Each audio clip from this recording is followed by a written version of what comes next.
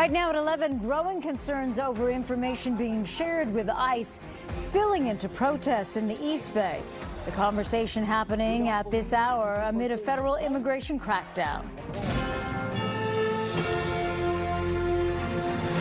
Good morning and thanks for joining us for our midday newscast. I'm Laura Garcia. And I'm Marcus Washington. Happening now in the East Bay, many demanding local law enforcement stop cooperating with ICE agents. NBC Bay Area's Bob Redell joining us live from outside of Contra Costa County government building in Martinez. And Bob, I understand the Board of Supervisors meeting about this very issue right now.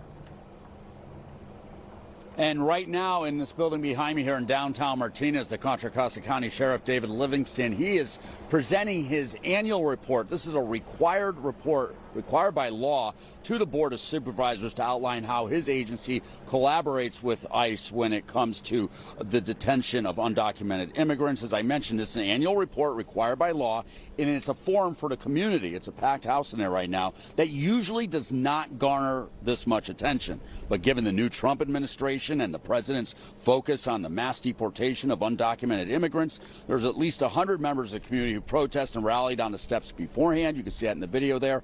They are demanding that the Board of Supervisors here in Contra Costa County pass a loophole-free ordinance that bans any cooperation between the Sheriff's Office and ICE agents. They believe the ICE raids and activity throughout the Bay Area and the rest of the country is illegal, without due process, and goes against everything our democracy is about.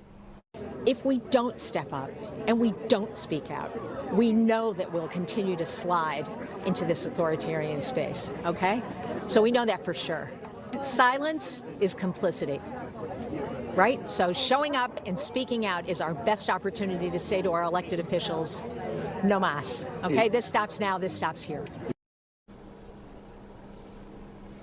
This is a live look of the meeting inside the government building where the sheriff just delivered his report and is now taking questions from the supervisors. He says that last year in 2024, the Contra Costa County Sheriff's Office received 578 requests from ICE and only complied with 132 of those notifications, 23 of which were for the same person. The sheriff says his office notifies ICE of a potential release of an undocumented immigrant only when that person is convicted of a serious or violent felony.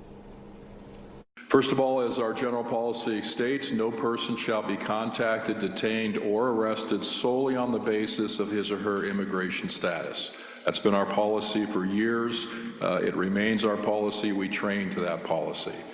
Also, the immigration status of a person and the lack of immigration documentation should have no bearing in the manner in which the deputies execute their duties.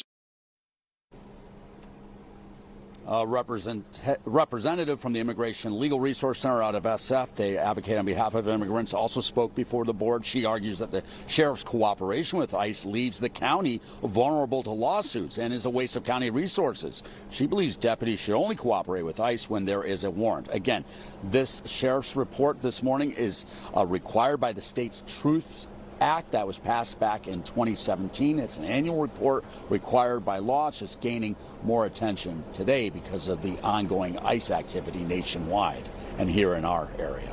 Reporting live here in Martinez, Bob Redell, NBC Bay Area News.